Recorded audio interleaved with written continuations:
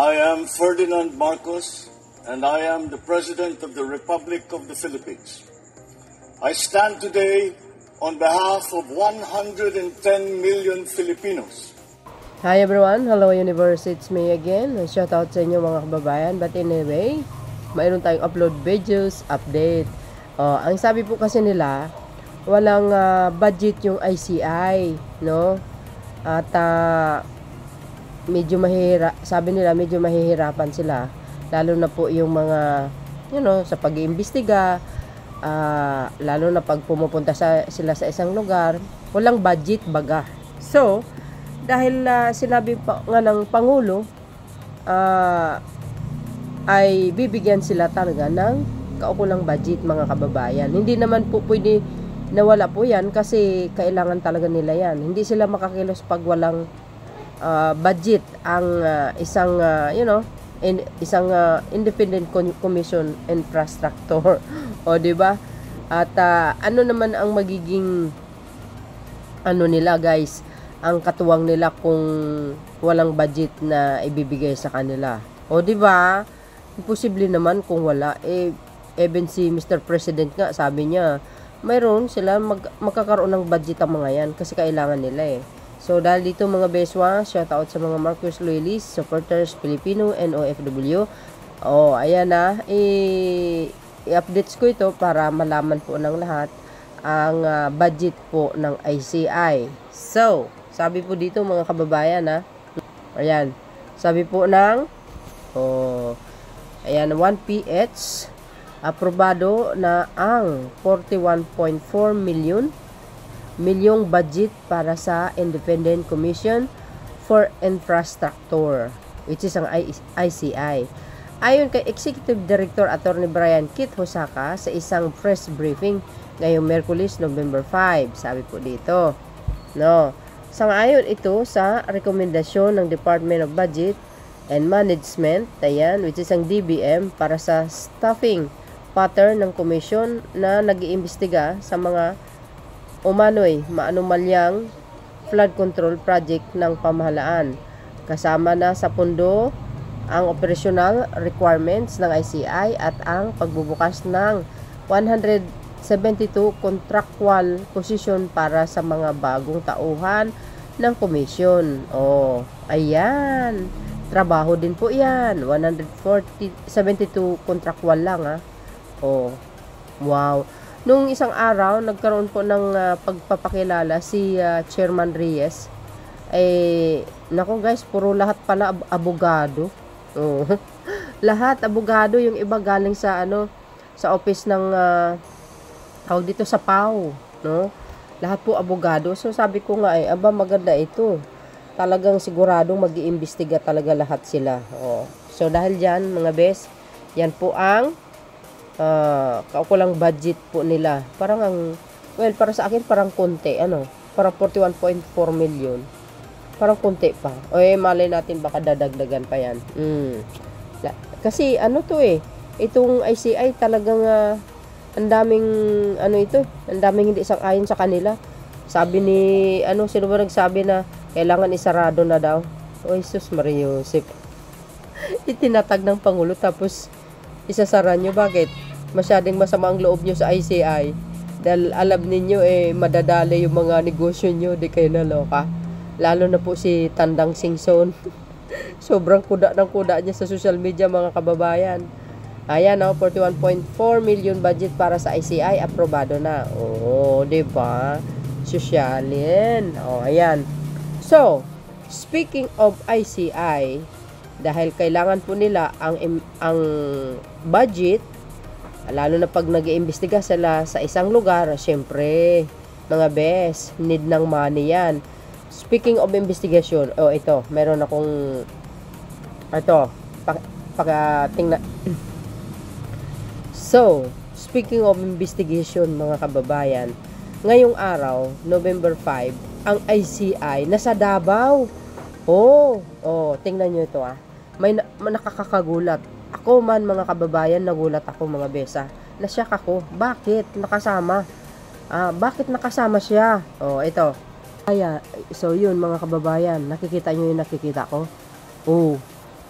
ang ICI nag-imbestiga sa Davao sa flood control. Pero ang tanong, bakit nakasama si Mayor Talong? Ayan o, di ba umalis na siya, nag-resign na? Hala kayo, what happened? Nako, sabi nga ng mga nagko-comment, may DDS na nakasama di ba? Ito, basahin ko sa inyo, okay? Sabi po ng News 5, inspection sa Davao City, sabi dito mga kababayan.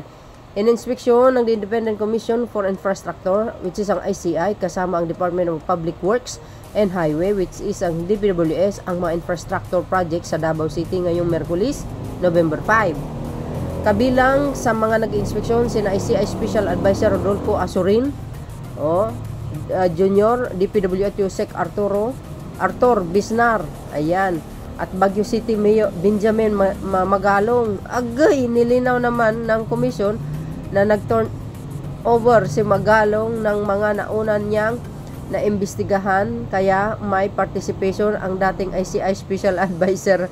Ayun na. Ayun na mga bes ayan pala Well, siyempre maraming mga kababayan na natin na magtataas ng kilay. Bakit kasama si Mayor Talong? Wala na siya Pero yun ang reason, di ba? Sinuri nila ang construction ng road slope, protection structure at track netting, sa Diversion Road sa Shrine Hills. Sinuri nila ang construction ng road slope, protection structure at track netting sa Diversion Road sa Shrine Hills, Matina. Kabilang din sa pinuntahan ng grupo ang flood control project sa Matina, Grabahan. Engels. Ayon sa ICI, aabot sa 421 ang natanggap nilang reklamo kaugnay ng flood control project sa buong bansa. Nasa 51 rito ang mula sa Davao. What?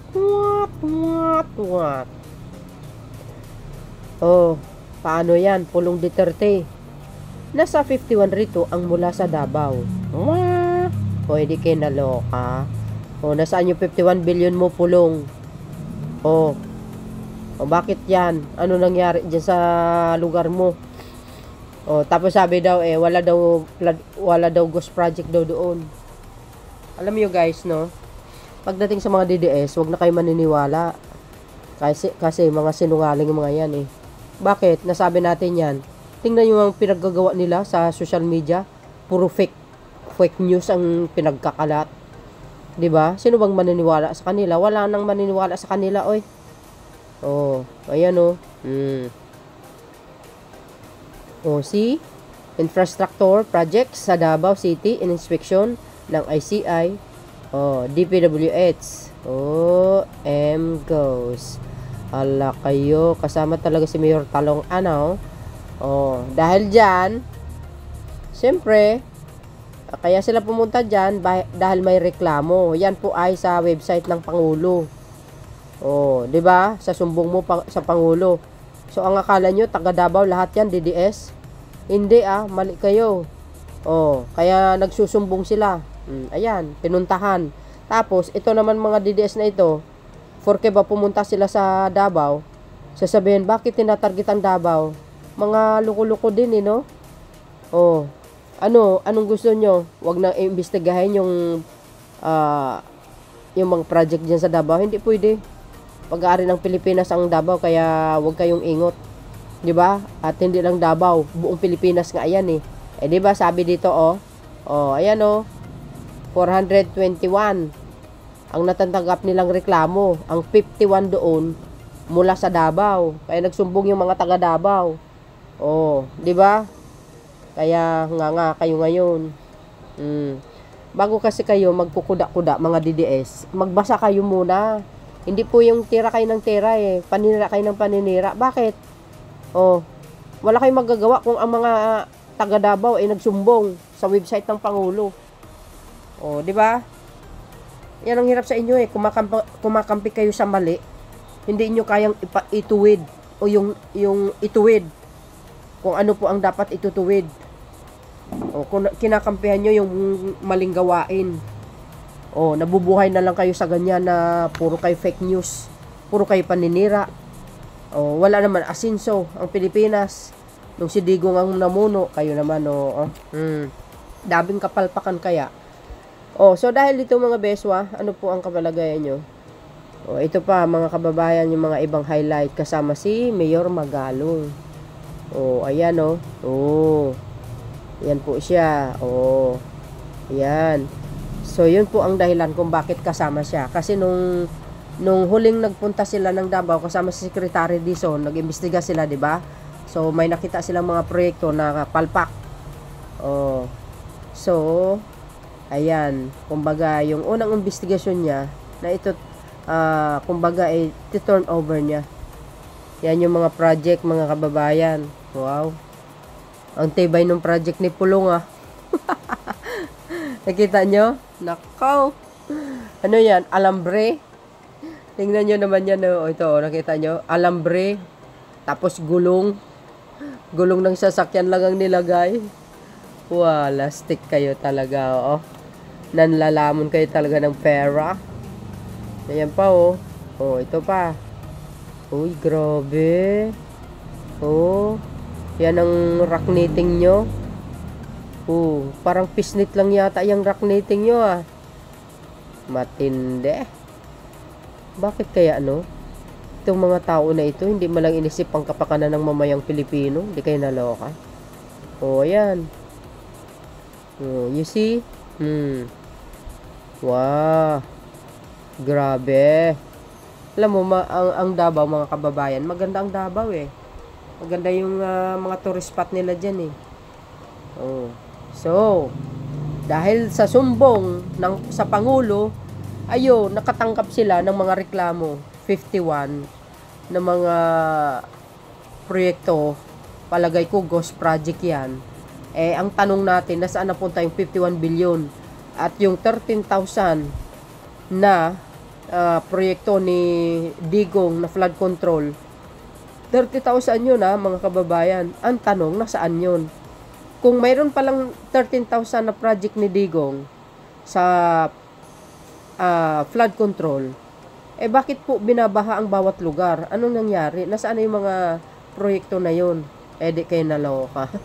So, yun mga best. Kayo na pong bahala magkomento. Yan po ang pinaka-latest updates. Thank you guys for watching. At siyempre, yan po ang kadahilanan kung bakit kasama si Mayor Magalong. Di ba? Tinapos niya lang yung investigasyon. Okay? Thank you for watching. See you again on my next upload. Bye-bye, and babuus. God bless Philippines. So, ito pa mga kababayan. Siguro ito na yung pagkakataon para maimbestigahan yung mga project ni Pulong na kung saan ay tumanggap siya ng 51 billion na dyan po sa Davao. Alam nyo naman po, pag 51 billion, marami po ang nagagawa nun. Laki nun kaya. Remember, ako nagbabayad ako ng tax even batas po yan, pero kailangan natin malaman kung saan napunta. So, sabi po dito ng News 5, sabi dito, imbestigahan sa flood control project ni Representative Pulong. Alam nyo, sa totoo lang, ito lang siguro ang congressman na hindi nagtatrabaho. Hindi po sumisipot dyan sa house. Ipinawagan ni ACT Teacher Representative sa Kamara na iimbestigahan ng umano'y irregularidad sa 4.35 billion halaga ng flood control project na ipapatupad sa Davao City 1st District ni Representative Pulong Duterte noong 2019 hanggang 2022. Ayon kay Tinyo, maraming proyekto mayroong umanong double funding, overlapping location at kawalan ng mga detalye. Posible umanong indikasyon ito ng overpricing at korupsyon. Tama naman, di ba? Ngayon, anong problema sa Davao? Bakit mayroong mga project na hindi maayos? Palpak. Ba't binabaha ang Davao? Yun ang tanong. Pag binaha ang Davao, tapos isisisiw kay PBBM, na alam nyo naman, panahon ni Digong, ang sobrang kawatan sa Kabanang Bayan. Ayan house probe sa flood control project sa distrito ni Pulong Duterte. Ipinawagan. Dapat lang. Walang, tawag dito, walang exemption dito. Lahat ng lugar ay imbestigahin. Lalo na po sa mga lugar na talagang grabe ang baha. Di ba? Pero mga kababayan, dapat magiging mahinahon ang mga DDS. Kasi part talaga yan ng ng kalakaran ng pamahalaan or ang gobyerno ng Pilipinas para maimbestigahan ng mga project para malaman ang totoo, 'di ba? Kung yung bang mga pera na yan ay inano sa tama o sa mali. So, ibig sabihin kung ginastos sa tamang proyekto or ninakaw. Yun lang naman di ba? So, yun mga kababayan, ano po ang komento nyo dito? Nararapat ba na imbestigahan si Pulong? For me, yes. So, yun guys. Thank you for watching. See you again on my next upload. Bye bye bye and babush. God bless Philippines.